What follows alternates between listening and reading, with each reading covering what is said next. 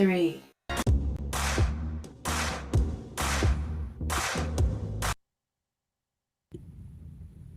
Hello guys. Hello again. Doctor, can you hear me?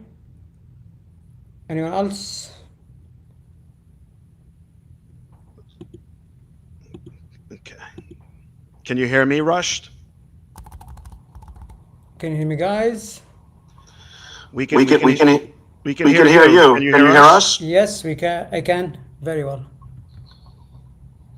Okay. Sorry, you have to switch off completely the laptop because the issue was in the laptop. Apologies for that. Okay. Would you like to start over? Because a lot of people weren't able to understand. Absolutely. All right. So we'll go back to the beginning. We were speaking about the debit cards and the hybrid money accounts that you launched this year. Can you just give us the process on how that was launched, what was involved with that? Great. So at the beginning, of course, we wanted to launch a debit card that's different to the existing debit card, or let's say in the market we do have cards for you to spend if you have crypto, of course, but they are in reality they are not debit cards. They are just a gateway for you to spend some crypto from the ATM machines or vendors. But the debit card of BABB is a little bit different. It's directly linked to a UK bank account and sort code. And we consider that as, a bank account, right, like any other bank in the UK. And that's the advantage. You may see Visa, MasterCard from someone who, from a different company that can give you that card. But in reality, they are not linked to a UK bank account or to local bank account and sort code. They're linked to a wallet for you to spend. And this is a huge achievement that it's not visible to the end customers in terms of how valuable is the infrastructure behind this. Of course, we successfully launched that in the UK, but our provider promised us in the past that we can issue the card, for the global audiences. But at the end of the day, last minute they said no. Then we of course proactively found another provider called Modular, and Modular Finance is the same company that provides the same service to maybe some of the companies like Revolut. Of course, some of you know Revolut, and with Modular now we are integrating and testing a Euro account as well as GBP for us to provide cards outside UK and hopefully outside Europe. And that's a summary of what for end users. You may not see the difference. You will have a MasterCard here and MasterCard there, but you don't know the difference in terms of how the flow of the money is set up, and what's the advantage in terms of being of a card that's directly linked to a debit card, to a UK bank account, and not just a wallet. Yeah, that's exciting to hear. Partnering up with Modular and Visa. That is breaking news, everybody. Rush, can you go into more specifics on exactly how Modular is helping BABB? Modular is providing the infrastructure, or let's say connectivity to, to Visa, and as you know, Visa is global, and they do have, banking arrangement. They are connected to, of course, merchant online and connected to banks, ATM machines all over the world. So that's the advantages. Modular, they do have the let's say the interface for us to connect the money account to a way for you guys, for users to spend the money, and that's the advantage. They are established, very well known, they are very trusted, very big company in the UK. We don't want to reinvent the wheel. Of course, we want just to plug in when it comes to the cards. That's great. So it seems like Modular is streamlining the development process for the debit cards, which is a great thing. Can we expect Apple Pay to be integrated with the debit cards as well? Modular, we are very very active to, first we have to launch the virtual card, debit card, and then that's the process with Apple. You cannot go to Apple before you have launched a debit card or physical card and virtual card. So, but absolutely with your phone. Myself, I'm using my phone every day, so I don't like to carry my wallet or my card. I would prefer to use my phone. And myself, I'm like, now I am using BABB app in a daily basis. I, for the first time, not using any other bank in the UK. I rely completely on BABB app in terms of my payment, in terms of fiat, or if I have any, anything to do, let's say if I have crypto or buy and sell cryptos, or I want to receive my wage or send money somewhere else, or I'm like kind of 100% using BABB app, which is really something exciting. The only thing is we have to add, of course, Apple Pay, so that will add much more convenience to the app. Mm-hmm. Yeah, so you had mentioned before that Modular might give you the potential to release cards outside of the European market and the UK market. Is the US market in the plans for BABB? It is, but with the development of Redify, you would be like, you really don't every time that's why we started Redify, is we want to cut as middlemen as possible, as we can as possible. Of course, middlemen, they cost a lot of money. So if a company in the UK wants to provide debit card in the US, we have to tie up with a local bank in the US. Yeah. But yeah, we will just work in the UK and Europe for now. And if we want to provide a card in the US, our partners in the US can provide you cards, and that will be cheaper for us, for the bank, and for users. So it's not like kind of a must for us to provide BABB card in the US. That's great to hear. So you had mentioned ReDeFi. So let's switch the conversation over to that. The main reason why everyone came today. So just to give you guys a brief explanation, the first ever compliant and regulated layer 1 blockchain that BABB is launching. Rush, can you give us a progress update on ReDeFi? How is development going so far, and when can we expect the launch?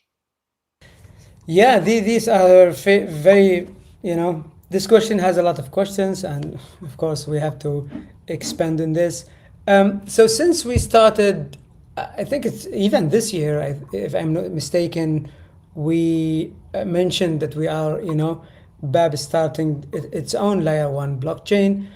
And we believe that since we mentioned for you, of course, and in the media, we have made a huge progress since then. Of course, what we did is the Redify layer 1 is ready. It's live now. And the bridge, I think we haven't announced the bridge.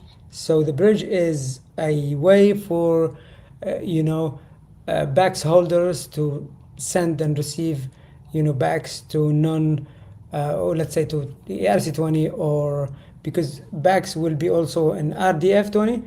So the bridge is very important for, of course, for you and for everyone to be able to move BACS outside RDF or ReDeFi network. And as we speak now, I had a meeting with the developers today. I told them, what can we say? Today I have a AMA, and the doctor is waiting. He has a lot of questions. What do you want me to say and not to say?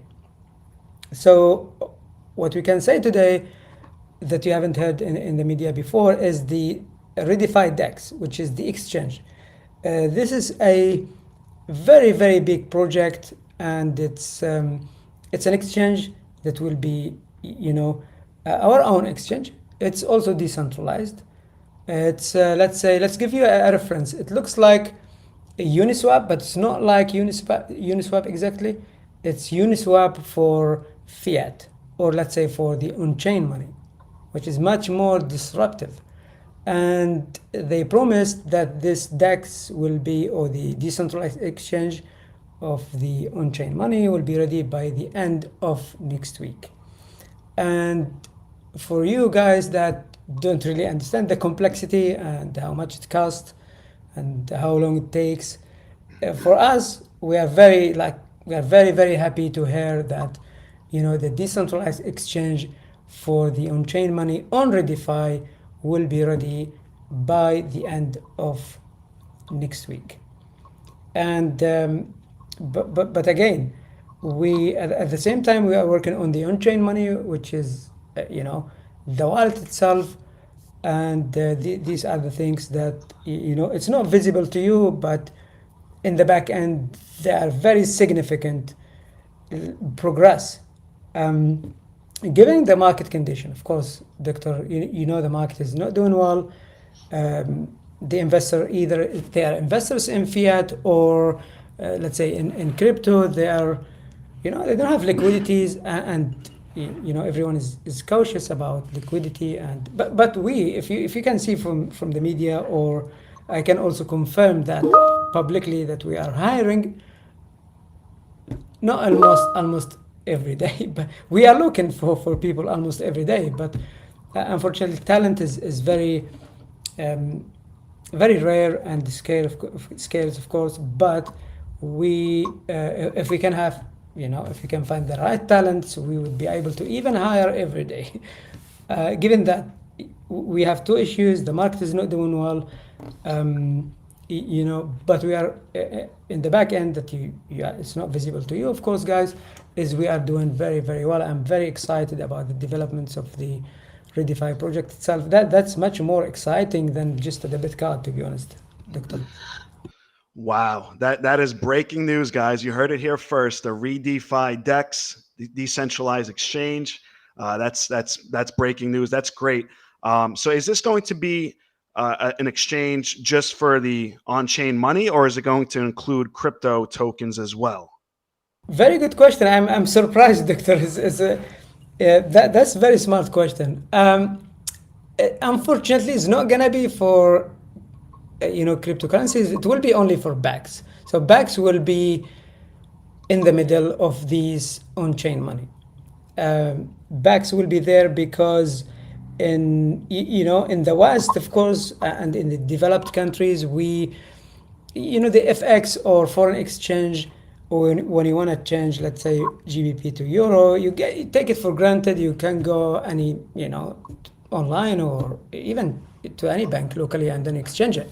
But in certain countries, we have like over 180 currencies, and the other countries, they don't have a way to exchange directly to the USD, to buy and sell from China or from UK or from any other countries. The BACs will be there as a alternative for them to go to the USD. It's much more disruptive than Ripple. It's much more advanced than Ripple, and that's why we really don't want to implement another let's say Ripple, or we want to implement another Redify, what they call it, let's say Monzo, or the existing players. We want to implement something that's futuristic, and yeah, that's what we are really for and excited about. Wow. That is truly incredible. To me, it sounds like it's Forex on the blockchain, like a Forex exchange. Open source. I mean, any bank or financial institutions, they can just grab it and use it, and they can launch it in Redify network.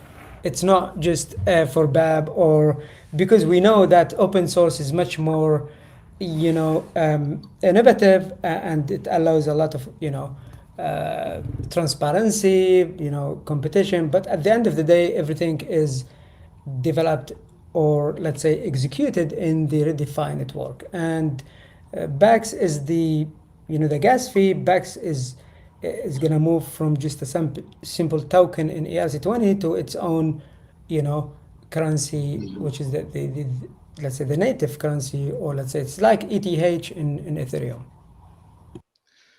Gotcha. So you had mentioned financial institutions and banks before. So I have, the $1 million question here. Are there banks or financial institutions in the UK or in Europe who have already expressed interest in working with ReDeFi? You don't have to name any names, but I'd love to hear that there is some conversations happening. Absolutely. This question is really important because you guys have you you know to understand you want to understand, or let's say you want to know that, of course, I mean, it's very good to launch a new product with a bank. It's good to launch it with a famous bank, let's say a very well-known bank. It gives you credibility, but at the same time it's not a requirement. Why? Even though we will definitely go live with a bank, either in GBP or Euro. But again, it's not a requirement. It's not like it's not Ripple. It's not like Ripple. Oh, by the way, Ripple has signed a contract with this central bank or with this bank. Doesn't matter with Redify. Any bank, financial institution, they are free to go there. If they don't want to go there, any other hungry startups will go and grab it and use it. So it's good to have, but it's not a requirement for us to launch the Redify project. Yeah, I agree. I just think the community would like to see ReDeFi be utilized by the financial institutions and have volume On the network. Very good names, trusted names, that they are in the UK or somewhere else. But it's not a blocker. It's not like kind of a requirements for us to launch. So I said that because I don't want the community to worry to say, oh, okay, if there's no a bank that will use this, maybe Redify is not going to work. That's not going to be the case. Gotcha. Okay, so it's something that we can look forward to down the line, but it's not required to launch the network, but it will happen eventually. You guys heard it here first. All right, so Rush, can you just, let's see, can you just, I guess, explain to our listeners a little bit more about how on-chain money works? And can you explain the main value that ReDeFi brings to the consumer? Absolutely. So the on-chain money is unique. We have filed for a patent, not just to show we are innovative, but to protect our IP. The on-chain money is just like if you have, let's say, MetaMask. MetaMask, you can add ERC20 tokens. Sometimes you can add any other tokens. Imagine the on-chain money is MetaMask, but it's also linked to a IBAN and a UK bank account and sort code. Yeah, so it's much more sophisticated. Of course, we will be having two different versions. One is KYC'd and non-KYC'd wallet. So your money is not anymore USDT that's sitting somewhere you have no idea where. So if you deposit on-chain money to your wallet, that's a mirror of your bank account. A bank account must be like onshore bank account. Let's say in the UK, if you deposit money in your own bank account in the UK, you get into the scheme of FSCS, they call it, which is a protected bank account, just in case the bank bankrupt or closed down, or your money is still safe. We wanted to bring, let's say, security and consumer protection to the decentralized world, same as if you have a UK bank account or a wallet provider that's trusted, just in case they get bust, you will have access to your money at any time. And that's the innovative part of on-chain money. And if not, we are not doing anything significant. On-chain money, I believe on-chain money is going to be the future, because the USDT is good for certain transactions, maybe to do trading on exchanges for decentralized activities, but it's not a stable coin like USDT is not going to be used for you to receive wage from, in the UK and hold it in a protected bank account. You can now receive on-chain money like GBP and Euro, and in the future USD.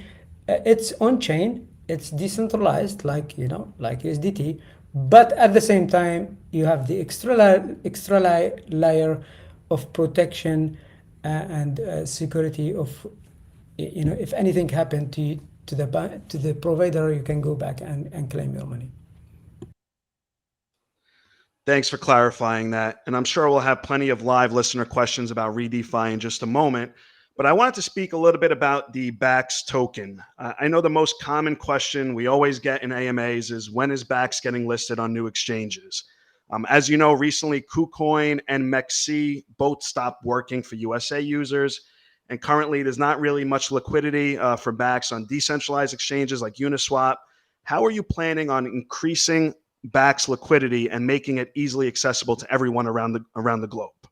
I think this question is really, really very important, because the thing is, during the development of Redify, we don't want to rush. We have shortlisted companies, really very respected companies. I don't want to name any, but there is one exchange in the US that I think is number one in the US, that we are, as we speak, talking to them to list BAX. There is no, I don't want to name the exchange, I don't want to promise anything, but we are very, very active in terms of what we are waiting for is our developers to finish the RDF20 token, and we decide, we don't want to go and list, and that's ERC20 token. We want to list RDF, but we decide internally that if it's going to take longer than and if this year we may also list ERC20, but what we are waiting for is the completion of Redify, so we can list in as maximum exchanges as possible. And the requirements now is less. The requirement for you to list a token that has that's compliant is much cheaper than before, and it's possible. And of course, listing BAX in exchanges, it's not just for you guys to make you happy, but it's very important for the BAX tokens to be traded in as maximum exchanges as possible.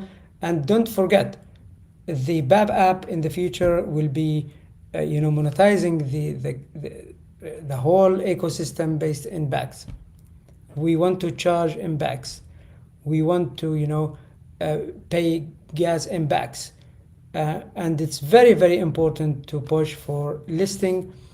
And believe me, I have emails. I'm exchanging emails with very decent exchanges. One of them is number one in the US. I don't want to name any, but I'm pushing really very, very hard to get the BAX listed there. That is very, very exciting, I must say. And like you said, I think that would be very important if the exchange can support both networks, RDF20 as well as ERC20 in the future. That would be very, very important for the holders, and also very important for BAX as well. One thing I wanted to ask you, this is something that's come up very, very recently for new USA users who are trying to sign up for the BABB app. They're saying they're not able to due to SMS text message regulations. Are you aware of this? We are aware of it, and we just have to apply for certain permissions, because in the US they keep changing the requirements. I think the team has activated the new, or let's say we applied for the new regulation, and users from the US, they will start using the SMS. But in the future, to be honest, Doctor, we are moving away from SMS, so we don't want to restrict that to certain jurisdictions and phone numbers. But for now, we fixed the issue. Users in the US hopefully will receive SMS very, very soon. Great, thank you for that. So moving on, let's speak about BABB as a company. I've noticed a lot of job postings lately, really great positions with generous salaries. How is hiring going for BABB, and are you planning on having a Series A fundraising? Another good question, Doctor. Hiring, before the pandemic, you know what you're gonna do. You just post a job, and people they apply. You interview them in the office, face to face, and you may give them some tasks to do, and the hiring will be like very smooth and straight to the point. And you choose to hire from the local talents, or you sponsor someone from outside the UK. But now with with hiring remotely, it's very very difficult to verify the IDs, verify the knowledge, the experience, getting references. It has some flexibility, but at the same time has it's pros and cons in terms of what we are doing. But to be honest, Doctor, it's very very tough to find the right talent. I respect all of everyone that applies, of course, for posts, but sometimes we have to repost it, we have to search again, because some of them there's a lack of talents, to be honest. And we want people that they are really really very smart. They're very ambitious, they have nothing impossible, they're flexible, they can adapt to, they can work under pressure, and we're very very selective. If we make a small mistake, Doctor, and we hire the wrong person, we will waste months and months to deliver to you guys. So it's not that easy. So if you know someone, Doctor, that's doing layer one technologies or network, please refer them to us. Yeah, I'll definitely be on the lookout for you. Can you speak a little bit about any Series A fundraising that you guys are planning? Series A is not a challenge, but the hype of fintech in the UK and Europe was around 2015, 16, 17, maybe late 2018. Now it's not that easy, but it is still something that's possible, and it's something that we can execute, but we are not in a rush. Fortunately, we do have runways, we have liquidity, we do have we are not desperately looking for investors in equity, of course, investors.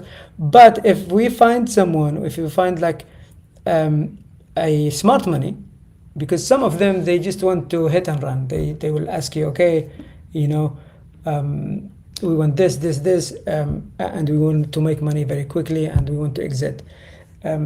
It's like when looking for an investor in equity is like when you hire someone in the company. You have to interview them. You have to see if do they have more value than just money.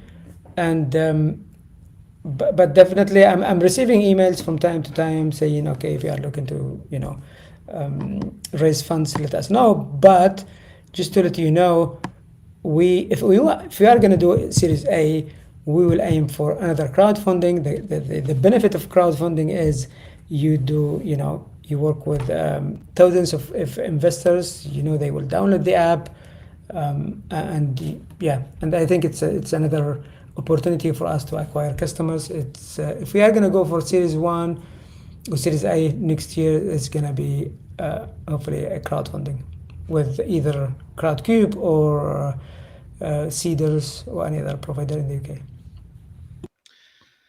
That's good to know. So another question, once ReDeFi launches, I'm assuming there's going to be an increased demand for support issues. How are you planning on handling all of these customer service issues? Will you be having a 24/7 support chat? What's the plan? ReDeFi is a self-running technology, we don't need any support. Everything is going to be like kind of forums or FAQs in the website.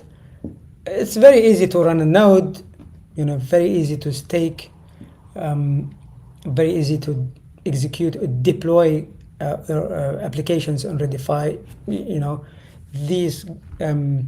The users of the ReDeFi network, they are businesses, they are developers, they know what they want to do.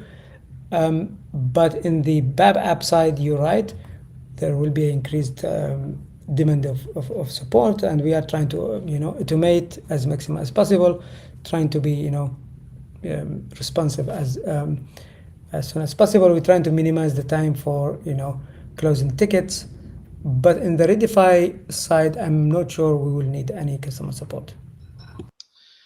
Yeah, I was meaning more towards the BAB app side, especially as we grow and expand over the next few months. There's going to be a lot more support issues with the BAB app, so I just wanted to make sure there was a support system in place that was able to handle these tickets in a timely manner.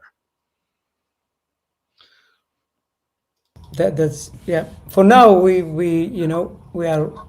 doing very well. We can solve tickets sometimes in minutes, sometimes in hours, depending on the complexity of the case. Some users they may be delayed, but if they are delayed in sometimes it's a question of compliance. Maybe some of them they have been flagged here and there. We have to verify them. We have to. So not all of the tickets or supports are equal. Okay. All right. So what about marketing, Rush? I know you guys have been super focused on developing and launching ReDeFi first, but have you thought about how you're going to target the crypto and non-crypto demographics in order to get them to use the BAB app and ReDeFi? Important, of course. We already advertised a job, and maybe you have seen it. We are actively looking for a marketing manager to market, of course, Redify and BAB app. We do have a small team in-house, but maybe if we cannot find someone in-house, we will engage with an agency, and that's what we are thinking about in the next few weeks. All right, that's great to know. All right, so moving on to the next part of the AMA. This is the moment everyone's been waiting for. This is the Ask Me Anything section where any of our live listeners can start asking questions using the chat box. I'll try my best to pick some questions, and then we'll have Rush answer them. So I have a couple here that I had saved. Rush, where do you vision BAB after 1 year? Where is your vision? The vision is an application that's available to as maximum users as possible in the world. Something that's inclusive. It doesn't matter where you come from, what's your background, and how much money you have. You can use BAB app to transact either micropayment. You can request payment. You can use it for remittance. You can use it to receive your wage. The vision is to provide access to banking in a massive scale, and that's and this is what's happening since we I think this year we opened up to more than 15 countries. Of course, it's not 100% localized, but we are getting there. And just to let you know, I have only 5 minutes before I go, so if you have any questions, maybe less than 5 minutes. All right, so real quick, we'll answer a couple community questions. I have one here. Can you touch upon a little bit on running a node ReDeFi? What type of returns we could expect? Yeah, you will see in the Redify website very soon how to run a node, how to stake, and how much you're gonna earn. What's the percentage? We are working very hard. I think Bulat and the team, of course. Bulat is our CPO, of course. Doctor, you know him, maybe personally as well. We are working very hard on the token economics of Redify, and it's not. It's going to be public, of course. Everyone will know how much they will earn in staking, how much they will earn if they run a node, and everything is, of course, transparent, and it's going to be published in our website, which is Redify website. Great. We have a question from Brundle25. 2 disruptive products in the coming months. Can you give us more information on these products and their potential effects? We believe that the on-chain money is very, very disruptive, and hopefully we will be live either before the end of this year or Q1 next year. The on-chain money is is new in the market, is very transparent, and we will also enable, I think I haven't mentioned that, which is really, really very important. Users like you, Doctor, or anyone else can earn money if they participate in a liquidity pool like Uniswap. But that's for fiat. So we will enable that feature. People, they will earn money from liquidity pool participation. Of course, they can earn money from staking or running a node validator. So you mentioned staking and running a node. So those are two different products? Different revenue streams. They're not products. They are just if you want to participate in a network, you run a node, you earn some, percentage of, because if you run a node, you will be a validator of a transaction, and then you will get a cut of that. But staking is different. Staking, you don't have to have a server or physical machine to run a node. You just have an app, and then you just put your bags there, and then you earn some money on that. So the staking portion, will that be available in the BABB app? Available anywhere, to be honest. It's in the web portal. Anyone can run it. You need to download even BABB app. Okay. And ReDeFi, are we still on track for Q4 of this year? We are, let's say, of course, launching publicly everything. It has been delayed a little bit, but the reason is we included the DEX, and the DEX is a very important component of the whole thing. We can launch ReDeFi on time without the DEX, but it's not gonna look good, to be honest. So a little bit of delays with the DEX is gonna make a difference. One of the questions we have here, do you have any secret projects in the wings? If it's a secret, then I'm not gonna say it. If you have a secret sauce, why are you gonna show the whole world? Yes, we do have a lot, to be honest. But a secret is a secret. Sometimes secrets are hard to keep, the secrets. So another question here that I see, are we going to swap from ERC20 to RDF20, or can we keep both networks? These questions, because we have been debating internally the same thing every time, like almost every week or every month. I think we have to be flexible. Some people, they don't want really to move to RDF, to Redify. They want to stay in ERC20, so it's going to be multi-chain. That's great. That's great. So will there be liquidity pools?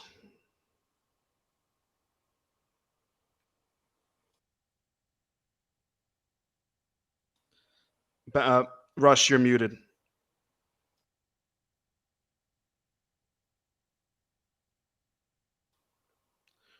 Rush, can you hear me? Yeah, I was muted by the host.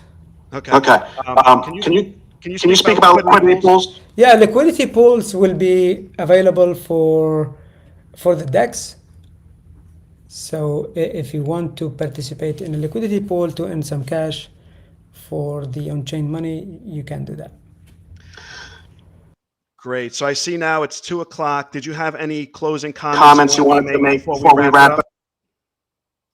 No comments, is just to say thank you for for the continued support. Of course, I'm very excited, and of course I love my community, and I think these meetings or these AMA should happen even more frequently, to be honest. And it's excitement. It's good to get to engage with you guys directly and hear from you directly. Understand your concerns, listen to you.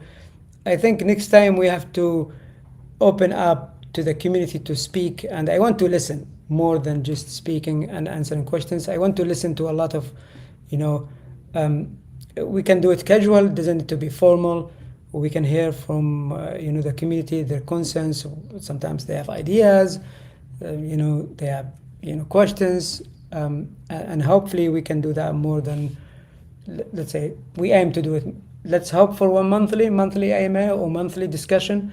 We will make it even less formal for anyone to join us and speak with us and discuss with us, and we can show progress. We can show, even if someone is into, technicalities, that wants to dive in technicalities, we can invite one of our, developers to explain what they are coding if someone is interested in that.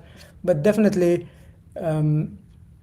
yeah, definitely that's what we are aiming for. But believe me, what we are building, which is not visible to everyone, is much more exciting than the card itself or the BABB app itself. I agree. I definitely think we should have more of these events in the future. We could even do a Twitter space, something informal like we used to do earlier this year. So with that being said, I just wanted to thank you, Russ, for joining us today and answering our questions. And also thank you to all the people who tuned in. And once again, I apologize for the technical difficulties we had earlier. It won't happen again, I promise. But I just wanted to thank everyone for tuning in today. Bye-bye, everyone.